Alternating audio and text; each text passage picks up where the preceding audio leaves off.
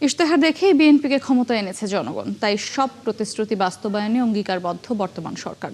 প্রথমবারের মতো জাতীয় সংসদের অধিবেশনে প্রশ্নোত্তরে কথা বলেন প্রধানমন্ত্রী তারেক রহমান।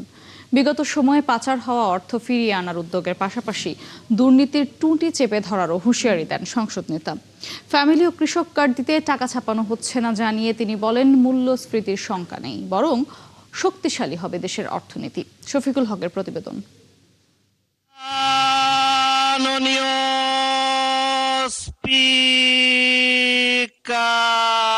ত্রয়োদশ জাতীয় সংসদ নির্বাচনের প্রথম অধিবেশনে বুধবার প্রথমবারের মতো প্রশ্নোত্তর পর্বে অংশ নেন প্রধানমন্ত্রী তারেক রহমান। বাংলাদেশের মানুষের কাছে আমরা যে প্রতিশ্রুতি দিয়েছি, আমরা আমাদের সর্বোচ্চ চেষ্টা দিয়ে সেই প্রতিশ্রুতি পালনের চেষ্টা অব্যাহত রাখব। শুরুতেই বিএনপির ঘোষিত ইশতেহার বাস্তবায়নের অগ্রগতি তুলে ধরেন সংসদ নেতা। বলেন, জনগণের অর্থনৈতিক মুক্তি ও স্বাবলম্বী করাই তার সরকারের লক্ষ্য। ফ্যামিলি কার্ড কার্যক্রম এই সাংবিধানিক দায়বদ্ধতাকে আধুনিক ডিজিটাল কাঠামোর মাধ্যমে একটি বৈষম্যহীন ও মানবিক কল্যাণ রাষ্ট্রে রূপান্তরের প্রধান হাতিয়ার বলে আমরা দৃঢ়ভাবে বিশ্বাস করি। মাননীয় স্পিকার, এই কর্মসূচির মূল দর্শনই হচ্ছে ব্যক্তি নয়, বরং পরিবারের উন্নয়নের মূল একক।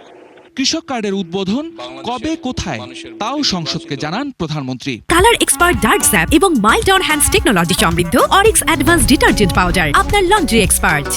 ইনশাল্লাহ আগামী 14 তারিখে পয়লা বৈশাখের দিন চালু করতে যাচ্ছি। এই পাইলট কর্মসূচির আওতায় এরই ভিতরে আমরা প্রায় মোটামুটিভাবে 22,000 বিভিন্ন ধরনের কৃষক, প্রায় 22,000কে এই পাইলট প্রজেক্টের আওতায় নিয়ে এসেছি। বাংলাদেশের 10টি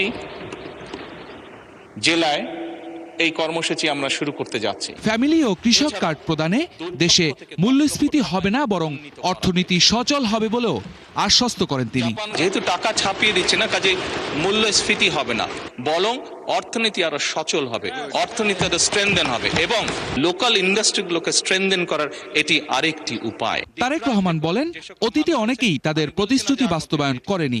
এ সময় প্রশ্ন তোলেন অনেকের অদ্ভুত আশ্বাস নিয়েও। কেউ কেউ বিভিন্ন রকম টিকিটও বিলি করেছিল।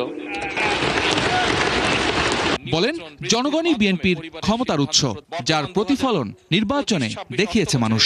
বিগত নির্বাচনে বাংলাদেশ জাতীয়তাবাদী দলের প্রতি জনগণ যে সমর্থন দিয়েছে, যে ম্যান্ডেট দিয়েছে, তাতে পরিষ্কারভাবে প্রমাণিত হয় বাংলাদেশের মানুষ এই ফ্যামিলি কার্ড, কৃষক কার্ড সহ যে সকল পরিকল্পনা আপনাদের এই মহান জাতীয় সংসদে আপনার মাধ্যমে আমি উপস্থাপন করেছি, সেই সকল পরিকল্পনার প্রতি বাংলাদেশের মানুষের সমর্থন আছে।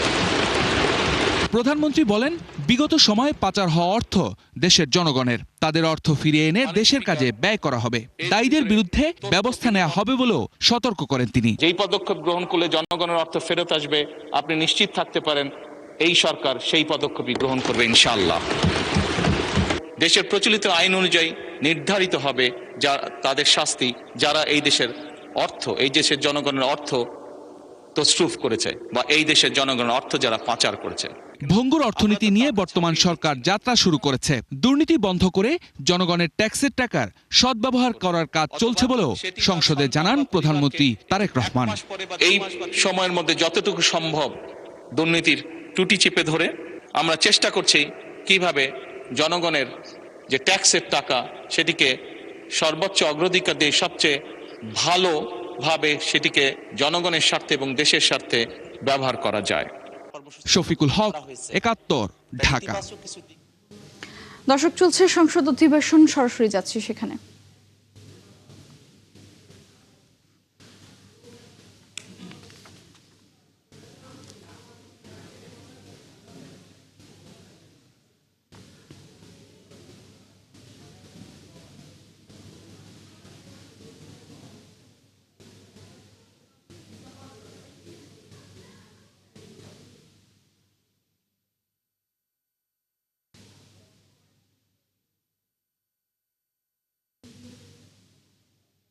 মাননীয় স্পিকার, আমার নির্বাচনী এলাকা লবণ উৎপাদিত এলাকা। মাননীয় স্পিকার, বাংলাদেশের 64 জেলার মধ্যে 63 জেলা, একটি জেলা আমার কক্সবাজার মহেশখালী কুতুবদিয়া 60 ভাগ 70 ভাগ আমরা লবণ উৎপাদন করি। আমার রক্ত ভানি করে রক্ত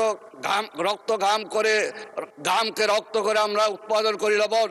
সেই লবণের দাম আজকের প্রেক্ষাপটে আমি আপনার মাধ্যমে বলতে চাই মাননীয় সংসদ সদস্যদের,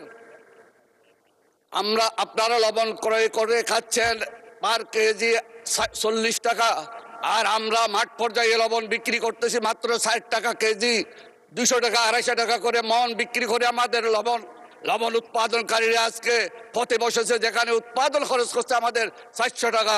আমি আজকে মাননীয় স্পিকার আপনার মাধ্যমে মাননীয় প্রধানমন্ত্রী এবং আমাদের ব্যাক টু ব্যাক এলসি করে এবং আমাদের সোডিয়াম সালফেট লবণ আমদানি করে আমাদের লবণ শিল্পকে যদি এভাবে ধূলিসাৎ করা হয়, তাহলে আগামী বছর আমাদের লবণ চাষিরা যদি নিরুৎসাহিত হয়, তাহলে বাংলাদেশে 28 লক্ষ মেট্রিক টন আপনাদের আমদানি করতে হবে।